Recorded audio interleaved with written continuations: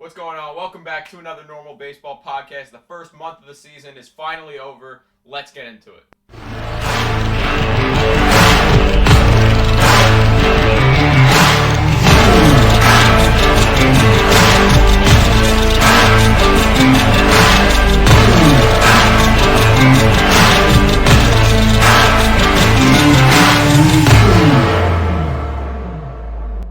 What's going on? Welcome back to yet another normal baseball podcast. I'm Alex, normal dog.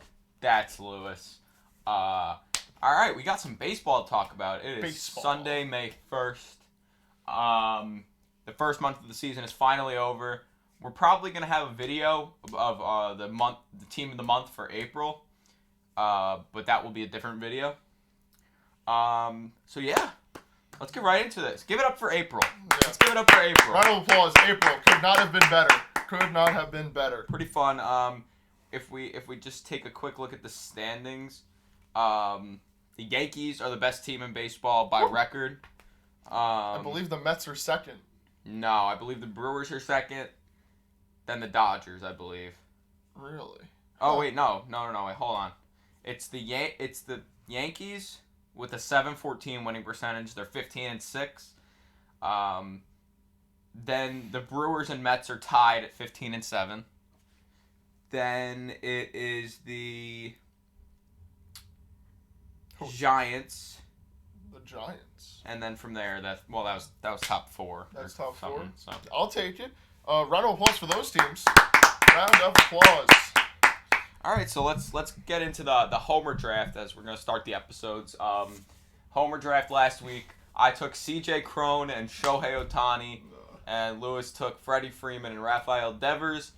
It was 4-1 before this. Cron and Ohtani both had one, so I got 2 points. Freeman had one home run, and that was all that my two guys did this week. Yep. So the score, it's closer now. It's 5-3. So I've gone from a 3-point deficit to a 2-point deficit. I don't like that. Let's just quickly. You want to just. Are we doing the next Homer draft picks? Yeah, sure. You know what? Do you want to flip a coin? How do you want to decide who picks? Do you first? want to go first? Not really. Then I'll go first. Okay. I'm gonna go with. AL or NL first? I'll go with my NL first. Ooh, dun dun dun. I'm gonna go with. Who's it gonna be?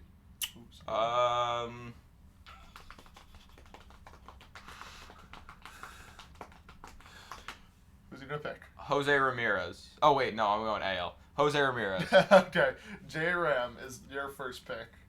All right, I am going to go with AL first as well.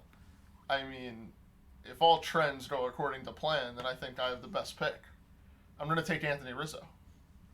Okay. He has been mashing the ball. He has been. We'll talk about it in a little bit. I mean, he's leading the league in home runs. Yeah. Who would have thought Anthony Rizzo after the first month of the season leading the league in home runs? Yeah. Not me. Not me. But I'll take it. I'm okay with it. Okay, my NL pick. I really want to pick someone, but it would just... I don't know. Should I do it? I'm going to do it. I'm going to go with Ronald Acuna Jr. Okay. If he comes out of the box hot, I mean... I don't know if he will. That's why I'm scared. I kind of wanted to pick him next week. But like something tells me if he hits like 4 homers this week, I'm gonna be pissed. Like that I didn't take him. So I'm going Ronald Acuna. That's fair. All right, for my NL pick, it's gonna be a little crazy. I think I'm going to go. Oh dear Lord, I cannot believe I'm about to say this. After the week that this man just had, I think I'm gonna go with Nolan Arenado. Had a little bit of a down week this week, but I think a nice little bounce back will come back after his suspension is over. Okay. He had a down week, did he? Yeah. All right. Not too good for. I'm gonna be For honest. our podium player. I'm not a fan of that pick. If I know. I'm being honest. Well, I'm gonna stick with it because I really wanted to go Acuna too. I came in thinking let me take Acuna. I thought that you would stray away from him. Nice. All right. Well, there are our Homer draft picks. I got J-Ram and Acuna. Lewis got Rizzo and Arenado. Woo! Whatever. All right, let's get into the baseball that happened. Baseball. What you got? Well, I mean, let's just start off because we posted our last episode right before the Sunday Night Baseball game. So let's just start there and say that Angel Hernandez might need to be fired by the MLB. Oh, yeah. He had a terrible game last Sunday night. Terrible game. I mean, the umpire score gave him a 77% with 18 missed calls in total for the game. And according to umpire statistics, it was one of the worst umped games of all time. He did really, really bad. I mean, Kyle Schwarber, a man of the people, gave Angel Hernandez exactly what everyone at home was thinking watching, these pitchers who were so great. I mean, Phillies and who was it? The Brewers, right? For last weekend? Yeah. Phillies, Brewers. I mean, two great pitching performances came out of that, and it was just upsetting to see how bad Angel Hernandez was. Yeah, not wrong. It was sad, is what it was. Very sad. Schwarber went off on him, which is what we all wanted him to do. Yeah, the bat slam. It was the perfect, ending to that game. After that, you could kind of tell that the Phillies were not going to make some sort of miraculous comeback. But they had fun. It was so much fun to watch Kyle Schwarber just wail out on Mr. Angel Hernandez back there. Yeah, it's always fun because, this season he's one of the worst umpires, and it's how do you become a major league umpire and be that bad and not know where the strike zone is? Yeah. There was a heat zone of Angel Hernandez's zone, and it was just all over the place. It was terrible. It looks more like you just spilled milk on your countertop than an actual perfect rectangle. Yeah. Oh, well. I mean, at this point, automated strike zones probably coming next year or the year after, so... Oh, God. We won't have to worry about that for too much longer. Then we're going to get Angel Hernandez overriding the pitch the pitch sensor. There's probably going to be umps that do that, and it's not going to be great. Yeah, it's going to be pretty annoying. All right. Well, I mean, that was the Sunday night game, and then, the other news that came out of Sunday night was Christian Pache, right? Man of the people. Traded to Oakland in the Matt Olson trade from Atlanta, and he saw a kid online post a video saying, hey, what do I need to do in my game to get to meet you? The Christian Pache went out and met him anyway and whatever, and he even changed his profile picture to the picture of him with the kid. And I thought that was just, my favorite story of the week, honestly.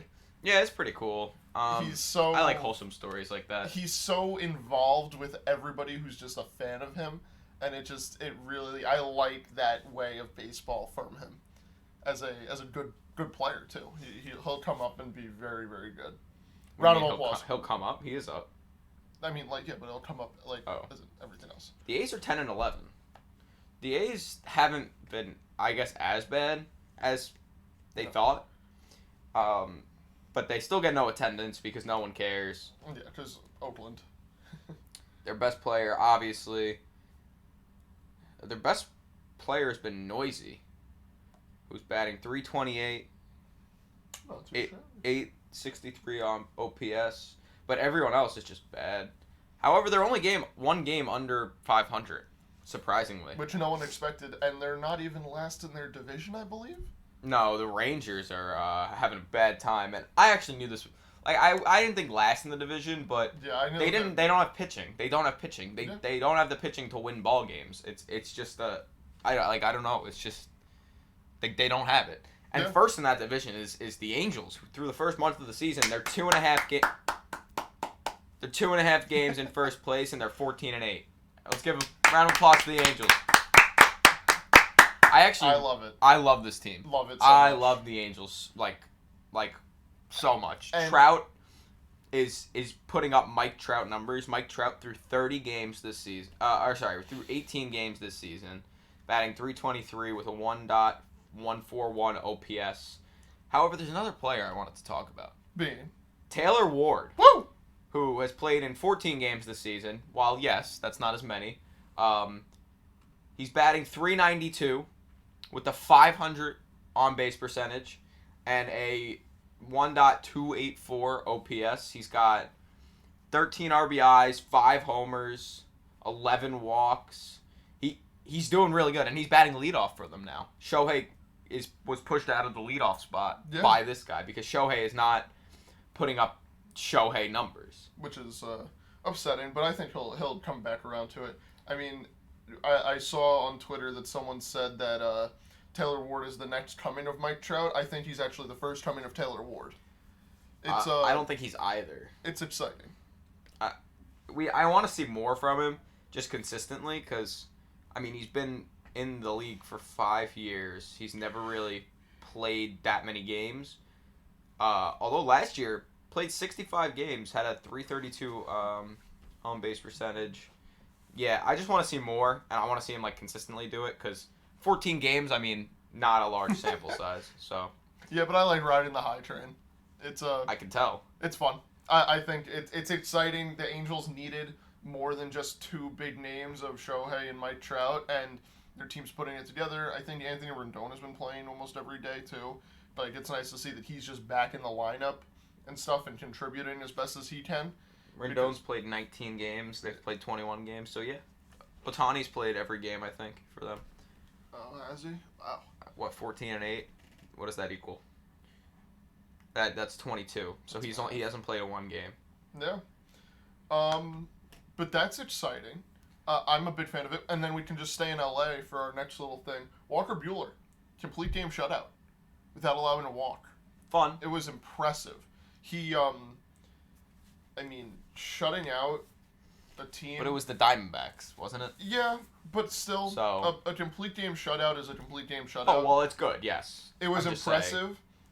I think Walker Buehler needed that because he didn't do too well going into the start. Like, he was doing okay, but he wasn't doing what people expect out of Walker Buehler up until that point, and I think that really just got him back on track. I think he's actually pitching tonight, being Sunday, May 1st, when you guys are watching this.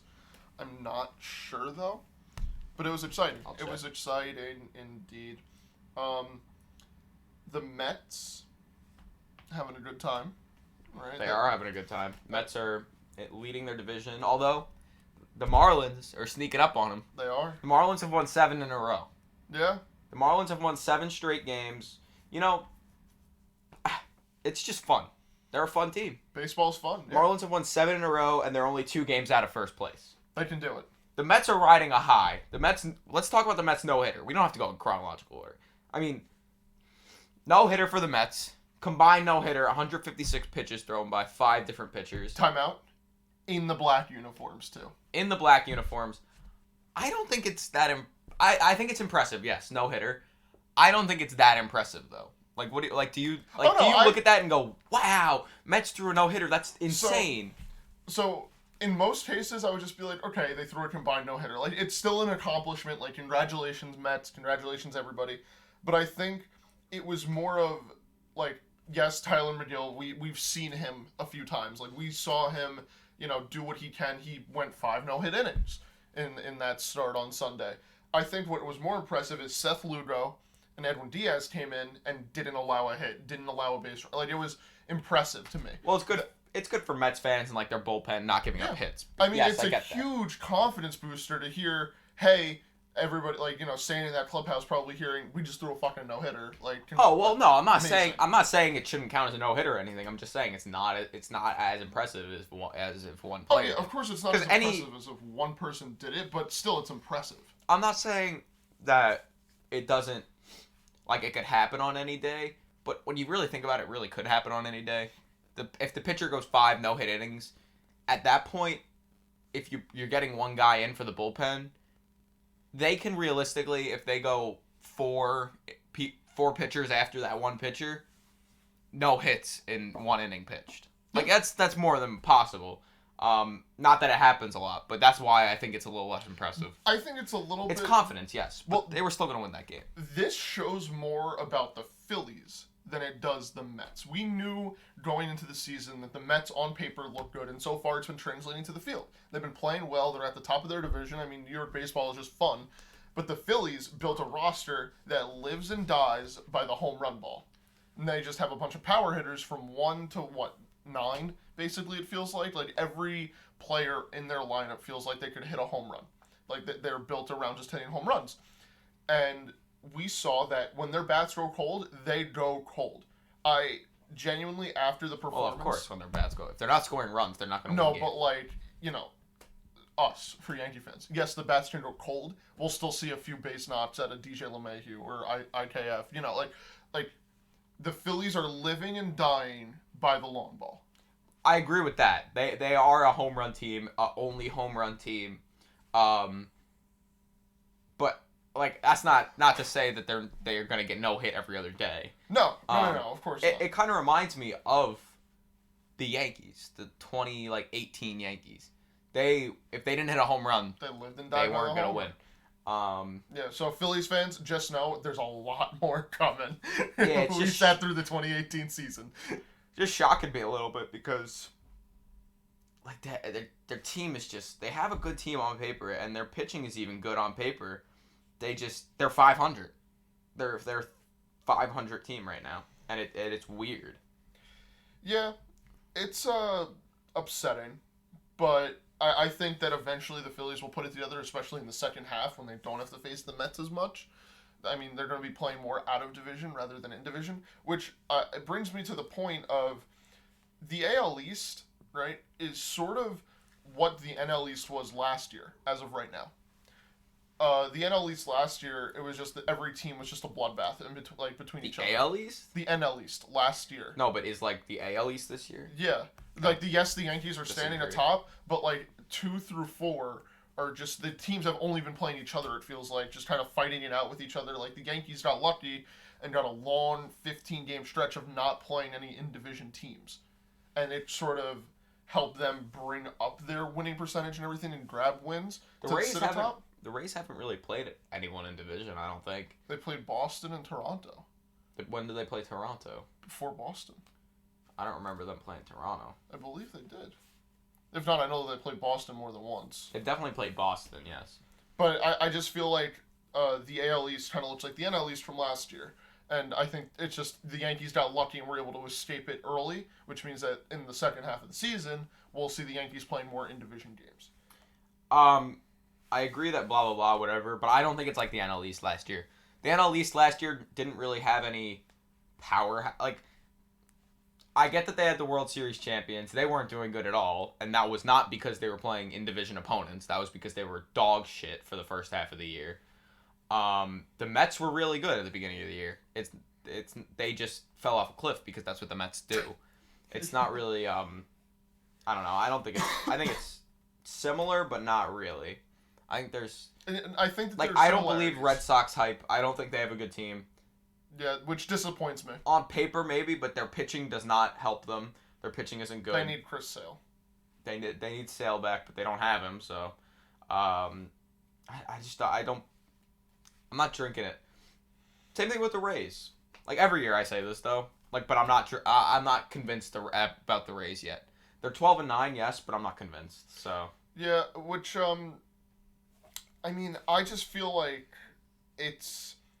For me, personally, I was riding high on the Red Sox, thinking that they were going to be a good team. They came 2 games away from being World Series appearances, from having a World Series appearance.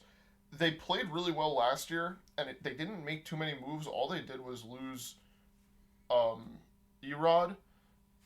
Sir Chris Sale's not here, and they brought in Trevor Story. Come on. I don't get what's not clicking for that team because they should be more exciting. Bogarts doesn't want to be there. Neither do those Devers. Yeah, they both declined contract options. Yeah, they're not staying. I don't know.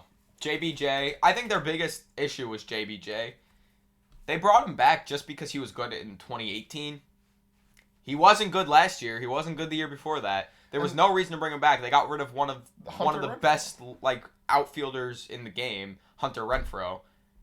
I think that was their worst move of the offseason. It was terrible. They definitely shot themselves in the foot. Hunter Renfroe for Jackie Bradley Jr.? The Brewers are dancing. Look at what they're doing. Yeah. I can imagine that the Brewers GM said, "Are you sure?" Yeah, it just doesn't make sense. It just doesn't make sense. It's weird. Yeah. And what do you think about just because I forgot to mention this a little bit earlier ago.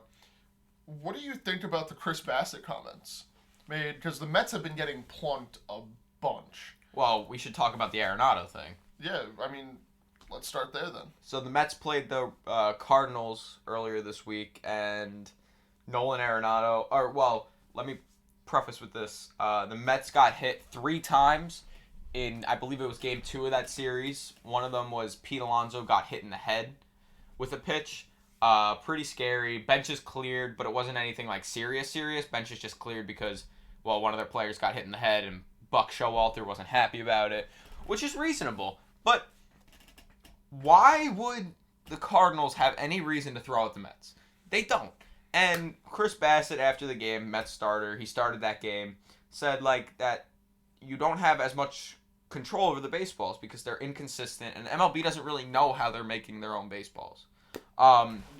He keeps saying, I think Bassett said that every baseball feels different, and one could be smoother, one could be more coarse, the seams can be different. And I mean, we both have a Major League level baseball from this season so far, and I felt it myself that you can, if you're paying attention to it, you can feel it a little bit, which actually is crazy to think about. The fact that MLB is not producing the same ball for every game the exact same way. Yeah, it's weird. But anyway, continuing then. So Bassett says don't have control over it, blah, blah, blah. They're all different. And like I said, Cardinals have no reason to throw at the Mets. Zero. No reason. They're not rivals. They're not competing in the same division. And it's also April. So then come next game, Arenado steps up to the plate. The Cardinals just came back from a 5-0 deficit, and it's 10-5 now. Cardinals beating up on the Mets. The Mets throw up and into Nolan Arenado. I believe twice in that at bat. I've seen them. They threw up and in. Arenado wasn't happy about it. Benches cleared. There was a fight. He pushed Tomas Nido. I don't know if you saw that. Nido was trying to prevent him from going to the pitcher, and he just threw he's a powerful man. But yeah, I mean, I just don't know how necessary any of that was. You don't throw at someone's head. Yeah. I get that Pete got hit in the head, but it was not on purpose. I mean, come on. Yeah. We get that you lead the league in hit by pitches, but that's because of Mark Canha. The GOAT Canha. Mark Canha, hit by pitch leader, and then Michael Conforto was a big guy in that clubhouse, and he leans into pitches all the time. So. Well, future Long Island Duck. Yes, future Long Island Duck, Michael Conforto. But yeah, it was weird to me, and the Mets tried to justify it.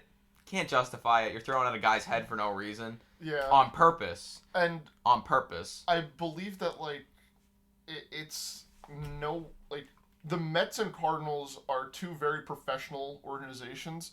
The fact that they can't go out of the way and have the Cardinals reach out to the Mets and the Mets reach out to the Cardinals and be like, hey, sorry for throwing at your guy, we really didn't mean it. Bassett said it, that the ball feels weird, we're sorry.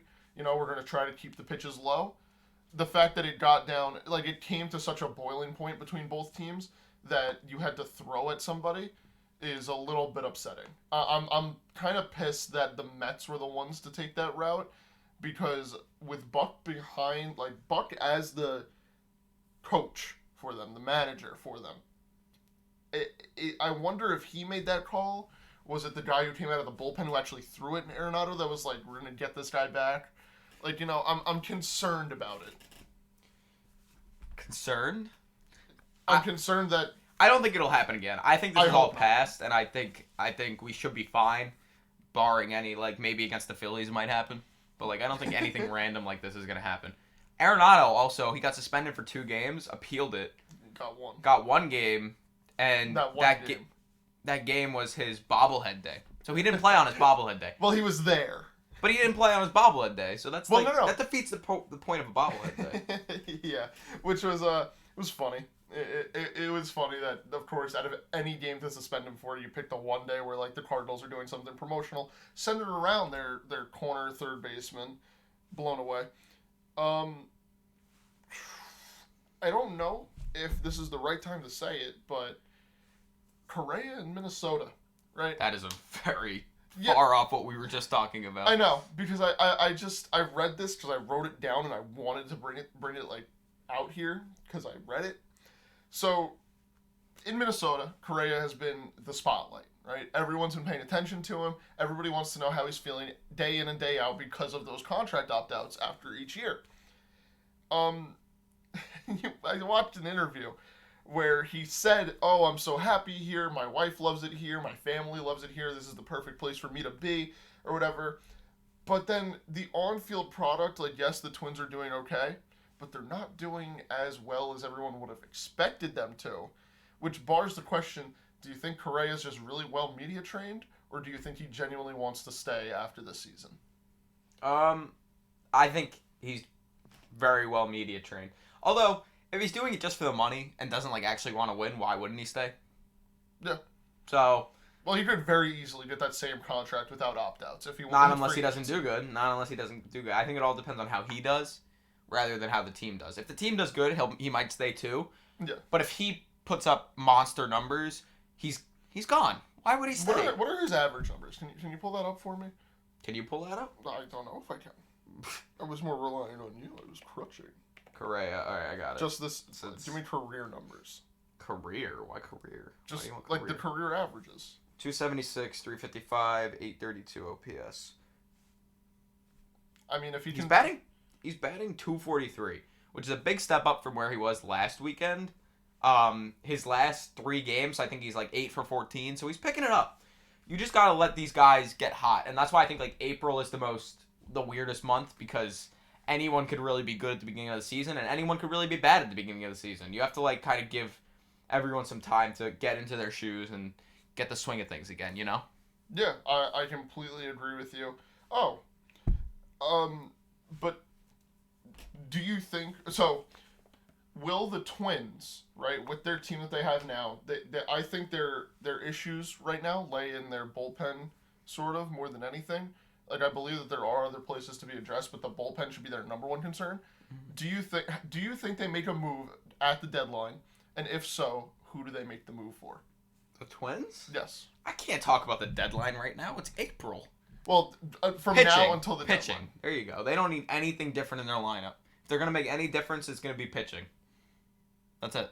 It really set you up there to try to blast Gary Sanchez. Why would they trade Gary Sanchez? They just traded for him. Why would they trade him away? Well, he's a legend. What does that have to do with anything about the trade deadline? What excites me the most about the Twins... Just ignoring the question. That has nothing to do with the trade deadline. Well, no, it was more of... I really would have expected you... Yeah, I could see them getting a better catcher.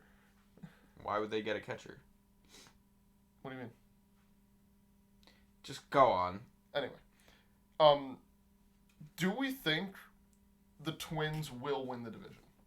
Like, after 1 month, like... The way it's looking right now, yes, because the White Sox have been dog shit. Yeah, but then again, they're missing players. Who are they missing? Eloy, Lance Lynn. Yeah, and... Moncada. There it is. I guess, but, like... I know they're missing a lot of guys, but... The way... 7-game losing streak... It's not easy to do that. That's not acceptable. No, that's terrible. Yeah, but I think that it's going to come down to the wire. Just based off this month, I think it will come down to the wire. Like, we're talking, like, game 158 is when the division will be decided type of deal, which will be interesting to watch. Uh-huh. And then, just to move out west, the Mariners are fun. The Mariners are so much fun. Mm-hmm. And I'm enjoying every second of it, because what's not to love about Seattle baseball? I mean, they did just lose... what's his name? You tell me. What is his name? Not Mitch Haniger. The other guy. Ty France. They also lost Mitch Haniger. He came back from the... one at bat. The vid-IL. Yeah, and he had one at bat, and now he's day-to-day. Yeah, that's what I was thinking. It was Mitch Haniger. Yeah. Which sucks. That's a big blow. I mean, I watched the at-bat. I don't know what happened, because he took a very healthy swing. It just was a bloop out into left field, and he just, like, it looked like he was going to crawl to first base. Like, he could barely walk, which was a little bit upsetting. They're only 2.5 games out. They're tied with Seattle. I mean, they're tied with Houston for the second place in the AL West, which is exciting, even on a 4-game losing streak. I think Seattle will be a lot of fun, and I'm happy that they're just starting off well. Are you mocking me? So you did. I think Seattle. No, I think they will. And they have Logan Gilbert, who I believe is like... Great. He has the second lowest ERA in baseball. Yeah, but I don't know. Does he still? I believe so. Gilbert. He's got a .40 ERA. He's incredible. Hey, you know who's first? Pablo. One of the boys down south. Is he still first? Yeah, I believe so. Yeah, .39. He's first for .01. But he's still first. Those are the two ERA leaders. And Pablo Lopez, he pitched the other day.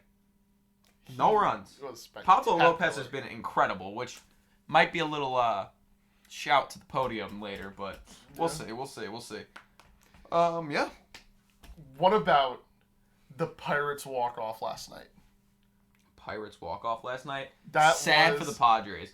The Padres have been really good this year, and losing to a team like the Pirates on a walk-off like that is heartbreaking. Disappointing. Yeah, but the walk-off itself was electric. I suppose. I was just watching it. It was fun. To be a fan of baseball and watch that was so much fun. Mm-hmm. I mean, going first to third, immediately, oh my God, what was his name? Who slid into home? Brian Hayes. Brian Hayes, like as soon as he got called out, he was like, no, I promise you I was safe. They replay it and everything. It was just electric. I loved it.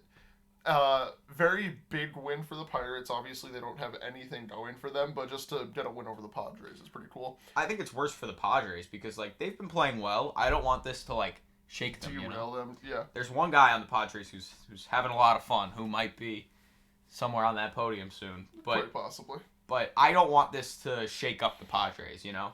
Yeah. What about, more moving over to the other side of it, the Pirates, right? They just had that walk-off win. Cool, whatever. Congratulations. They still haven't called up O'Neal Cruz, and we saw the video because they're waiting for service time.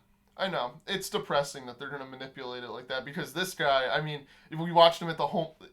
There's a video out there. He had a walk-off home run in AAA, and just his face. He just slams the bat down. He just doesn't want to be there. He was the best player in Pirate spring training, and the fact that they're doing him wrong when all these other prospects are not getting their service time manipulated is a little bit upsetting. Well, yeah, it's just, you could tell it was the most casual walk-off of all time. Yeah, like I thought that it was a rope double. Just hits it, goes around the bases, does his thing. Like, I don't know. I like it, but at the same time, it's like, if you're there, you know you're not getting called up until a certain time because they want the service time. You know it. At that point, I just celebrate. It's a baseball game. You just won your team a baseball game. Why not celebrate? Yeah. I mean, I love O'Neal Cruz. Don't get me wrong, but I would celebrate. Although it's stud behavior. Oh, that is stud behavior. That is some stud behavior. So I don't know. We'll see O'Neal Cruz eventually. He's not going to save the Pirates this season. Well, you never know. He's not going to save the Pirates this season. Nothing's ever etched in stone. He's not going to save the Pirates this season, but yeah. So yeah, what else you got? Padres, the Rockies have not been... Oh. What? Are you forgetting about something? Just said Padres and completely forgot about one thing. Arguably one of the most important things we could talk about this episode. The 2016 All-Star Game MVP. I said we might talk about him later. Oh, we're talking about him right now? Oh, wait, is this later or is this now? Go for it. Talk about him. The 2016 All-Star Game MVP, Eric Hosmer, has been putting on a show. He's batting .400. I mean, the guy is electric. Well, in the last week, he's batted .474. Yeah. In 26 plate appearances. With a 1,500 OPS. Yeah. Just this past week. He's been having a great time at the plate. Could not be more happy for him. He's been doing everything he can, and I think he needs to really click for the Padres to do well until Nando comes back, and he's clicking. And it's fun. And I like Eric Hosmer. I can tell. Really? I try to hide it. Yeah, no, that is fun. And it's huge for the Padres. I mean, like, they traded for Luke Voit. Who just instantly hit the IL, basically. Because they didn't know if Eric Hosmer would even be good, because last year he wasn't really that good. Yeah. Well, you don't just luck into an All-Star Game MVP. This year, say that to Alex Bregman. But say that to Shane Bieber, rather. Well, that was in Cleveland. I was etched in stone that he was winning that. He pitched one inning and struck out 3 batters. Aroldis Chapman did the exact same thing. But yeah, so what were we even talking about? Eric Hosmer. The GOAT. Yeah, so they trade for Luke Voit because if Hosmer's not going to be good, let's have a good first baseman to back him up. Hosmer's like, you don't need Luke fucking Voit. I don't give a shit that you got Luke Voit. I'm gonna go out here and I'm gonna bat .400, and then we'll see what you think of me. Luke linebacker Voit. Luke linebacker, my knee never works Voit. I mean, I just love that for the Padres. And what are they? What are they this season? They are currently 14-8, half a game back in the division, and having fun. And that's without Nando. Yeah. Although, speaking of that division, the Giants pick it up right where they left off. Of course. 14-7, I do lead not the mind division. They're having fun as well. Yeah, I think the Giants are once again going to be just a thorn in the Dodgers side of, the Dodgers, obviously, they come out, they want to just win the division type of deal. You know, they think it's just all business, it's casual, it's not so much anyone really trying to be spectacular until they get to the playoffs, but now they're going to have to do it all over again this year. Well, what I find crazy is that, they're 14-7. They have a powerhouse team. Yeah. Although, they're not getting anyone back in their rotation anytime soon. And what I mean by that is Trevor Bauer. Our guy Trevor Bauer, he will not be back in that rotation this year. Or next year. Or next year. Although, appeal process, whatever. He might not ever play baseball again. If you don't know Trevor Bauer, 2 days ago, I believe, or 3 days ago, was suspended from Major League Baseball for 2 full seasons, 324 games, and it's not retroactive. So it started 2 days ago. Outrageous. Outrageous indeed. I don't want to say too much, but the fact that it wasn't retroactive is crazy. They should have, 110% the league should have retroactivated it. The thing that bothers me the most is that the league, apparently during the whole court case and everything, was also conducting their own research and their own investigation into it. And the fact that they both didn't wrap up at the same time with the same conclusion is mind-boggling. But now this begs the question, if Bauer appeals it, right, and it doesn't get approved, his appeal does not get approved, it's still 2 years, that money comes off the Dodgers' books. Dodgers have a lot of money to spend. Do they go out and just sign, or not sign, but buy. Even next offseason. First of all, that gives them a lot of room this season. If they want to make a trade for a giant contract, they could just take the contract. Yeah. They're taking $40 million off the books. Yeah. $36 million or whatever he's making this year. I think it's 40. I'm pretty sure it's 36, but it's neither here nor there. They can spend it. It's still a lot of money. The Dodgers have unlimited money. But they could trade for someone, potentially a guy named Carlos Correa. Shut up. At the deadline. Shut up. I don't know. I made the call about Correa to the Twins initially. Oh my god, I cannot believe you just said that. Oh my god. If he goes to the Dodgers at the deadline, take back this footage and put it everywhere because I could see it happening. It would be if Bauer's money does come off the books. It would be. They might as well. They might as well. Okay, time out. Let's just preface this with the Twins are not doing too bad. The Dodgers don't have a hole in their infield. And as of right now, the appeal's still going on. Well, they would just move Trey to second. So what happens to Max Muncy? What do you mean what happens to Max Muncy? He DHs. They platoon everyone. That's what they have to... When you have too many good players, you have to platoon everyone. I mean, we're seeing it with the Yankees. Best team in baseball. Exactly. Just platoon everyone. Oh, although Gallo got injured yesterday. Yeah, he said that he should be fine. His right groin. Yeah, no, he'll be fine. But the Yankees my God. are fun. I don't like the idea of Correa in a Dodgers uniform for a year. Oh, me neither. I'm just saying it would be cool if it happened. Mostly just because that clip, I can grab it and be like, well. Yeah. High future me, high future Alex. I knew it. Oh my God, that's terrifying to think about. I feel like they would go out and buy a pitcher. I think it would be more fun in the Correa angle. You know who they could use? Justin Verlander. No, a young, good pitcher, like a Josiah Gray. They could really use him. I don't really think they could, honestly. Justin Verlander's been insane this year. Yeah, he's been very, very good.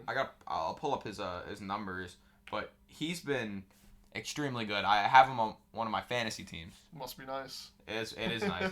He's got .9 WAR already, so he's pitched 4 games. He's got a 1.73 ERA, 26 innings pitched, 28 strikeouts, only 5 earned runs given up all year. He's got a .692 WHIP, which leads baseball.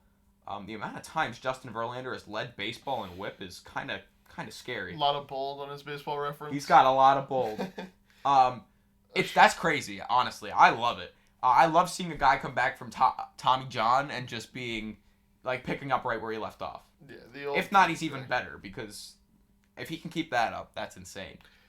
Yeah, I'm a big Justin Verlander guy, and what's crazy is that we just talked about how Logan Gilbert and Tyler McGill and Pablo Lopez, like all of these guys are great pitchers, but there's a certain level of like respect that each pitcher gets, and I think Verlander and Kershaw are the two that sit very, very pretty at the top. Yeah, without a doubt. Kershaw's been good too. I mean, last night he became the Dodgers' all-time strikeouts leader. Round of applause.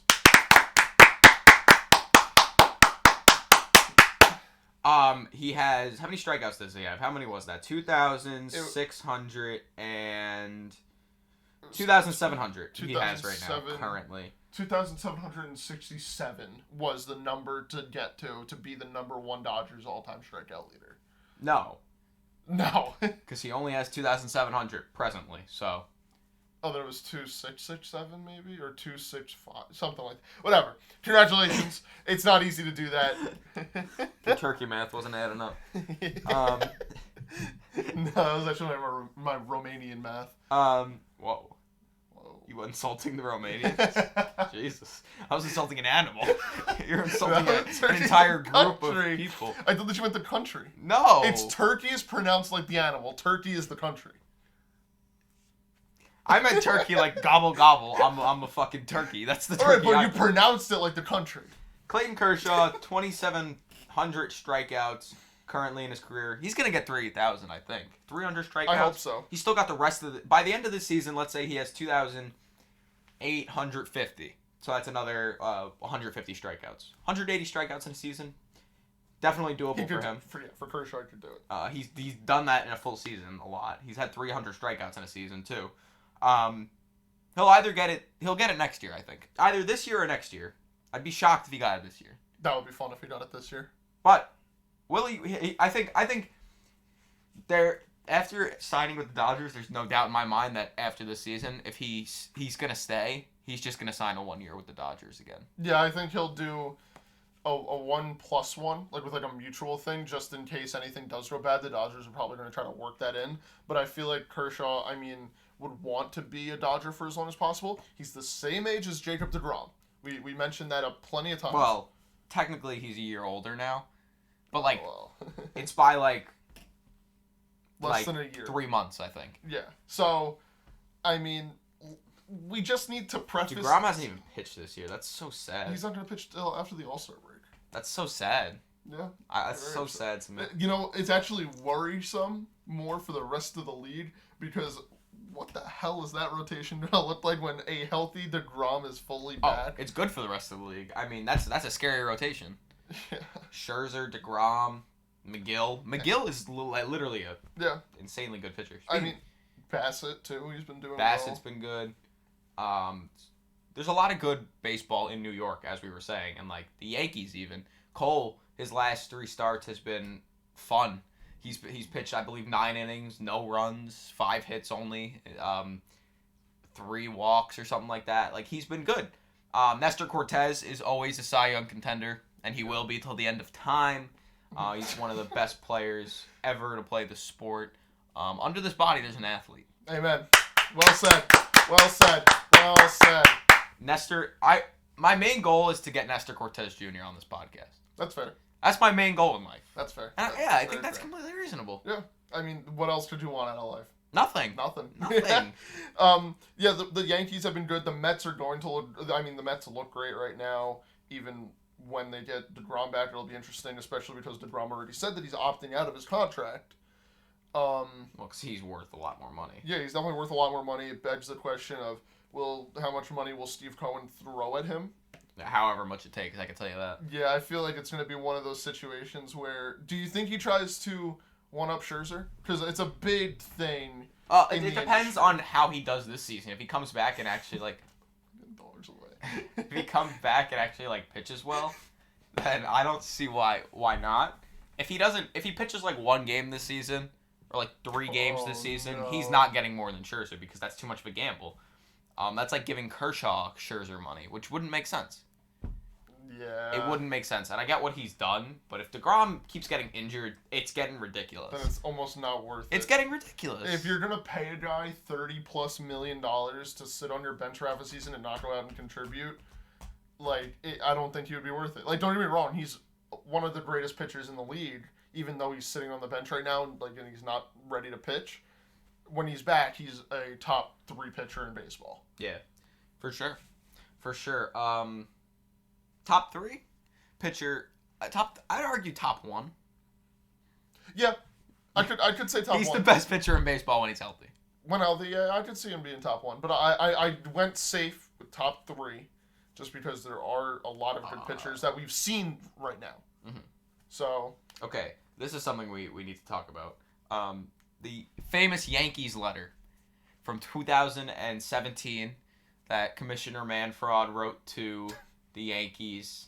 What? Really undermining him there. You got him good. That he wrote to the Yankees in 2017 that has never been opened, and that people were saying was that the Yankees cheated the same way the Astros did. The Red Sox accused them of using the center field camera to cheat and get signs and stuff.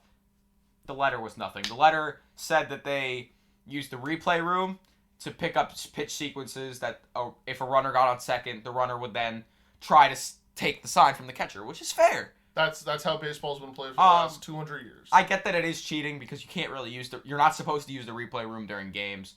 Although pretty much every team was doing that, including the Red Sox. So, Red Sox, shut up, honestly. Yeah. But it wasn't as much as everyone thought. The Mets did it during the Wilpons era. You saw that one firsthand. Everyone did it. It was just... But now it doesn't matter because the letter's open and it wasn't that bad. And fans are gonna... There's an Yankees shame tour or like something like that Twitter account. I ratioed them. Okay, that clap, I'm gonna be honest, it reminded me of like those... Like you'd see it in a documentary like the 1900s, and it would just be like they were at a show and just like everyone's like, yeah, like it's like sped up times like 4. Just like, the Yankee letter, something that we have to address. The MLB saying that you can't use the replay room like that is fair. I understand that because you're taking someone away from the game and everything. But they still allow you to use the surfaces and the iPads in the dugout, which... But that's not really video. It could be the same thing, though. It's not video, though. It's just, like, you know when you open Game Day? Yeah, it's like scouting and understanding and stuff. But, like... You can't, like, stare at it and look at every single pitch. It's for, like, Game Day, see where the pitch hit the zone, and you can watch one specific at-bat, and only the player can watch it or something like that. I don't know. Yeah, but, I don't think it's that much. It is cheating. Because you're pitching, you're using outside sources to get the signs and then relay the signs.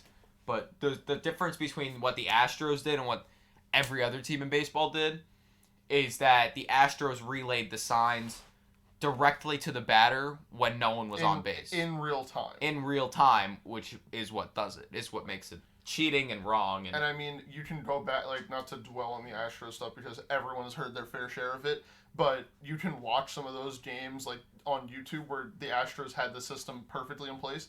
They cracked the code for those pitchers by the second, third inning and would just torture them, which was sad. And it knocked people out of jobs, whatever, blah, blah, blah. We could do a whole thing on that. Yeah. How long have we been going? I don't even know. It doesn't matter. Why? What else you got? Hit me. It was rather an uneventful weekend. Well, besides like the actual games, like storyline wise, rather uneventful.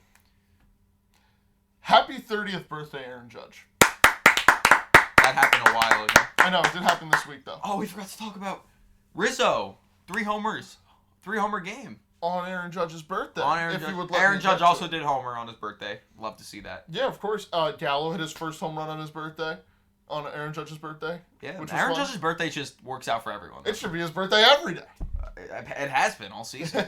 And Sevy also went 5 innings of no-hit baseball during that game.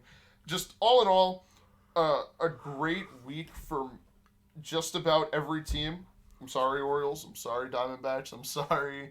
Bad teams. Bad teams, which is upsetting. And one last thing that I have written down here that I wanted to talk about is the pitch comp. Way too many issues to have it in Major League Baseball right now. Way too many issues. So we saw it earlier with the Nationals. Keeper Ruiz, on a routine pop fly, just dropped it. Like, he took off his mask and everything and dropped it on the ground. Like, it wasn't even like he threw it or like threw it away or anything. Just dropped it, and the pitch comm machine shattered. Like, it just broke entirely. I believe they had to resort to going to just finger signs for the rest of the game, just because it was like the technology was broken. And then yesterday in the Yankees-Royals game, Chapman's pitch comm, his earpiece that sits inside of his headset, his headset sits inside of his hat, broke, and they didn't know what to do. The umpires even tried to fix it, and apparently Gleyber Torres was also wearing one of the pitch comm things, and he just gave it. The infielders have to know what pitch is getting thrown. I didn't know that. Like, when I was listening to the shifts and everything, you know. Yeah, I was just listening to it on the radio, and then all I heard was John Sterling go, "Oh, it looks like Gleyber Torres is going to give him his pitch coming." I was like, "Why does Gleyber Torres need to know what pitch is coming?" No, I get why. Like, yeah, when I thought about it, it made sense, but in the moment, I was like, "What the hell?" But I think the pitch comm system needs to be eliminated for the rest of the season, and they need to fix it. Like, there needs to be some different way of going about relaying these signs. I mean, I don't think it should be eliminated this season. I get that there's going to be technical difficulties, but it's not like it happens in every single game. It happens like maybe twice a week. You see these issues with the pitch comm. When it does work, it's really nice. People say they can't hear it sometimes because it's loud. Okay, then ask the catcher for the sign. Yeah, it's not that difficult. I think it's good. I like it. I really do like it. You know, whatever happened, like... It is speeding up the game, apparently. It is. But the thing that I don't understand the most is, like, these professional pitchers, right? They get paid to pitch the baseball, and they're good at it. They can throw the sliders, they can throw the curveballs, the changeups, the fastballs, right? You made it to the league, like the bigs, by focusing on yourself and honing in on your craft, right? And knowing what you do best. If you can't hear them, right, why not just throw whatever pitch you think is best? Because the catcher needs to know what pitch you're throwing to. Tell him. Do little Trevor Bauer. Tell him what pitch is coming. That's how the catcher. It's like okay. Well, this is like Yankee bias, but like 2020 postseason, it was the first round or second round. Yankees Rays. Higgy and Cole were like debating on what pitch to throw or whatever, and like they kept going through the sequence. And I guess Cole wound up throwing a pitch that Higgy wasn't ready for, and he had to he was ready for up here because the pitch looked like it was coming right there, but it was a different pitch, so it went down. Higgy did his thing because he's the best catcher in baseball. Amen. And he caught it, but you just need to know what pitch is coming. The pitcher just can't throw whatever. That's why you put down the signs. He could keep putting down the signs. Once the pitcher nods, at least the catcher knows what pitch he's gonna throw. Yeah. Yeah, that's why that logic doesn't make sense. Well, I think it would still be fun. It's an Eric Hosmer post. Yeah. 2015. So yeah. Anything else happened in baseball yesterday? I mean, not yesterday. Sorry, I'm too used to doing the fucking TikTok. Last week. Anything else you got written down? Not really. Just... First month of the season over. Are you buying or selling Angel stock? Buying. You're buying Angel They haven't been this good to start a season. The Astros haven't been as good. The Mariners haven't been as good as expected. The A's... Jeremy Pena, though, was fun. I like Jeremy Pena. He's fun. Not been doing cool. too It'd well. be funny. It'd be funny if he was better than Correa this season. That would be funny. And the other thing, this is my last thing that I can possibly think of to talk about. Trey Turner is a free agent at the end of this year. what do the Dodgers do? Do you extend him? No. I think he'll be a free agent. Where he's going to go? No, I can't. That's an off-season talk. Yeah. That's nothing you can talk about right now. I'm only mentioning that because if Trevor Bauer's money goes off the books, I happened to fall into Dodgers Twitter last night, and many Dodgers fans were saying, if Trevor Bauer's money is off the books, we should just immediately give an extension to Trey Turner. But a lot of other Dodgers fans were saying, no, he's not worth it. Like, he hasn't been playing well. It's just not worth it to us. We can find somebody better. It's a little weird. I feel like Trey Turner would bid a very, very pretty penny in free agency, being arguably one of the best 5-tool players in baseball. So we'll have to see what happens there. It will be interesting because I'm a big Trey Turner guy. I took him to win the NL MVP, and so far it's not looking that way. But then again, it's only 1 month into the season. Yeah, it's 1 month into the season. You can't really judge off that, you know? Yeah. Do you want to jump into the podium, maybe? That's where I was going to get. AL podium. Last week, we had Wander Franco, Nestor Cortez Jr., and Miguel Cabrera. Miguel Cabrera really just because he had his 3,000.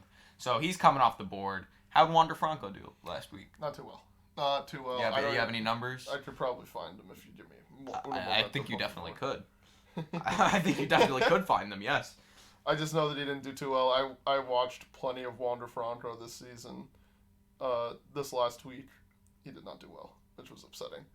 So let's take a look here. In his last 7 games, a homer, batting .174 with 4 strikeouts and only 4 hits. And one of those hits is a home run in 25 plate appearances. So he didn't do too well. Definitely, I think it's heartbreaking to say, but I think he'll have to come off the podium for. And then Nestor also coming off the podium. So everyone's coming off the podium. Yeah, we're getting a clean sweep of the podium. I have a couple candidates. I do as well. Do you want to do one by one? Do you want to give all yours? What do you want to do? Well, okay, so I'll say a name and you tell me if you agree. Taylor Ward. Yes. Anthony Rizzo. Yes. Okay. Who do you have a pitcher on yours? No. Who's your third? I put down 5 candidates. So far, you've hit two of them. You don't have I put them any pitchers out of the 5? No. I thought about Nestor. I thought about Cole, but then I was like, Why would you think about Nestor and Cole? Well, Cole did pretty fucking well the last 2 starts. Okay, who are your other 3? My other 3 were George Springer, who had 3 home runs with 10 hits. I mean, his OPS of 1.1, pretty good. Michael Nelson Trout, 5 extra base hits in the last week with just 8 hits, having a 1.133 OPS. And then my last one, I went with Aaron Judge, 3 home runs and 8 RBIs with 1.2 OPS. He's been doing pretty well. Those are my other 3. And then I put an honorable mention of that. We could talk about it, Corey Seager, just because he's been doing pretty well at the plate and defensively so far this season. What are your opinions? I'm actually looking at it right now. I think Yordan Alvarez should be up here. Yordan? Yeah, last week he had a 1.137 OPS. He had 303 WRC plus. He had 3 home runs. Did he have 3 home runs?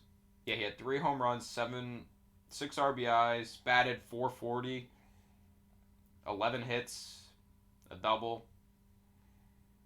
Sure. I mean, those are pretty good stats. I mean, I would right now advocate for more than anybody George Springer. 3 home runs, 10 hits. His triple slash is 370, 452, 741 with an OPS of 1.192. In the last 7 days. Last 7 days. He's been playing very, very well. I mean, he's been the literal backbone of the Blue Jays organization. It's just been great to watch him, both defensively and offensively. Like, he just looked so comfortable. He just hit his 200th career home run, which was exciting. I think I would advocate for George Springer being the third member, because I do agree with your two. You're 1 and 2. I don't know. I like Jordan. I like Judge over Springer, too. Sure. I would put Jordan and Judge over Springer. Well, there's only one more spot. I know. So do you want to flip a coin for Judge or Jordan? No, we need to figure this out. I don't know. I like Jordan, if I'm being honest. How many RBIs did he have? 7. Judge had 8. Put him up there. No. Wait, did he? Yeah, he did. No, not Judge. Jordan had 6 RBIs, but Judge had 8. Okay. That's a world of difference. That's 2 runs. Yeah. But Jordan also had a much higher OPS. What was his OPS? 1.373. Judge's OPS was 1.266. He had a higher WRC plus. Sure, if you want to, you know what? You've convinced me. Put him up there. Jordan. So we're doing Ward, Rizzo, Jordan. In that order. Oh, in that order? No. You put Rizzo first? Yeah. I wouldn't put Rizzo first. Taylor Ward has been insane. Like, insanely good. You're not going to put Anthony Rizzo first? No, he had a 3 home run game. He had 5 home runs this week. Okay. He leads the league in home runs. Taylor Ward had 4 home runs this week. Okay, that's not 5. He also had a higher OPS. He had a higher WRC plus. He had a higher batting average. He had a higher on base percentage. You know, one of them's on the best team in baseball at the moment. The other one's... But we're not going based on how the team's doing. We're going based on how the player's doing. I think it just makes more sense. He had more RBIs. Like you said, a run is a run. I think you dug your own grave here. Taylor Ward leads him in almost all stats except for the home runs. He does. It's a fact. He leads him. The iPad out of he leads him in every stat except for home runs. I don't know. I don't see the debate. Okay, sure. Then that's pretty good. All right, Taylor Ward, Anthony Rizzo, Jordan Alvarez.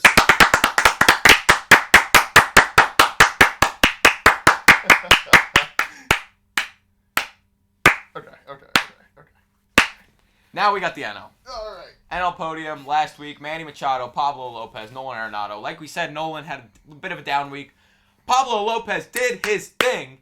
Manny Machado also had a pretty good week. So let's talk about it. Come on. Well, okay. I did my own little personal podium. I did Pablo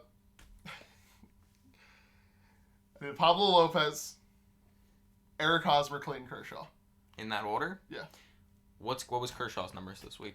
10 strikeouts, only 9 total bases allowed in his last 2 starts, both this week. And a 267 BABIP, and he just became the all-time Dodger strikeout leader.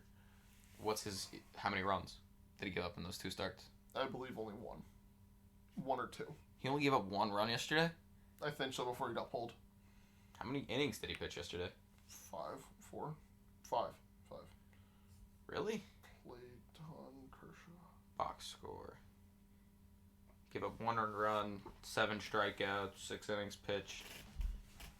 I don't really like Kershaw up there. I agree with Pablo Lopez and Eric Hosmer. We put Miguel Cabrera up there for 3,000 strikeouts. Hits. Hits. We can put Clayton Kershaw at 3. But that was early in the season. Now we got actual. Early in the season. The first month just ended.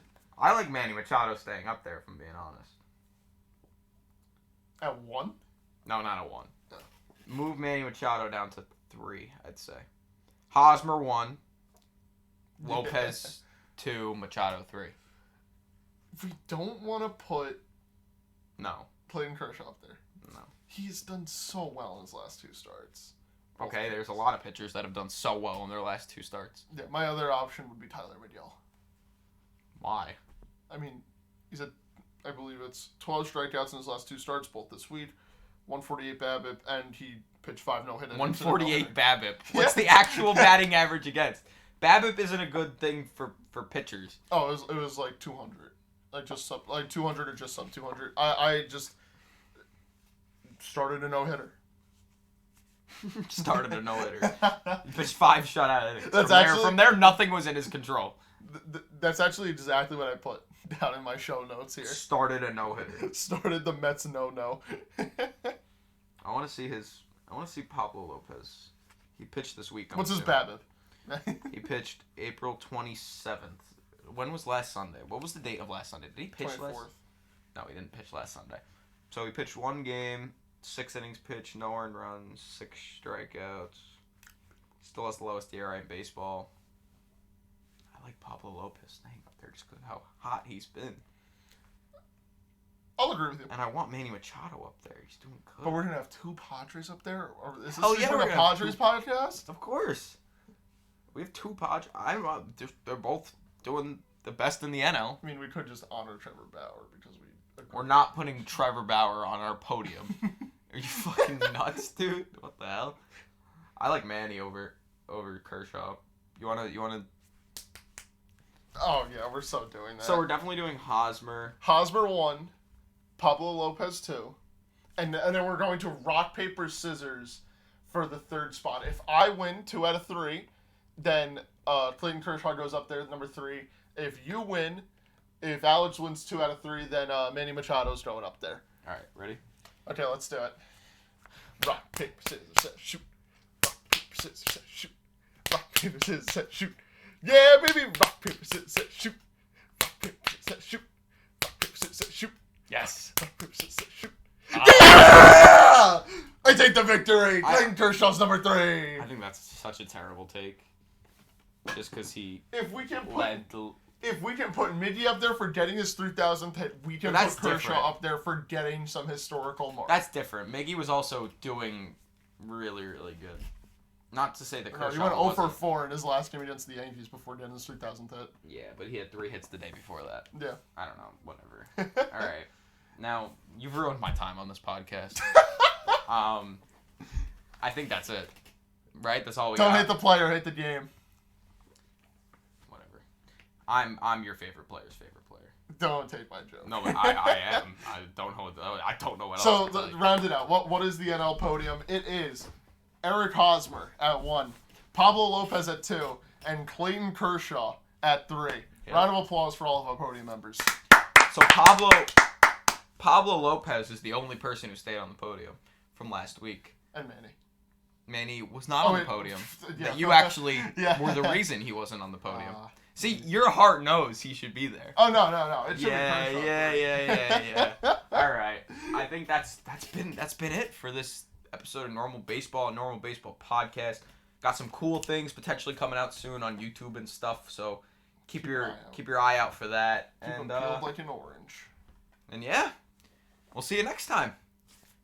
Peace.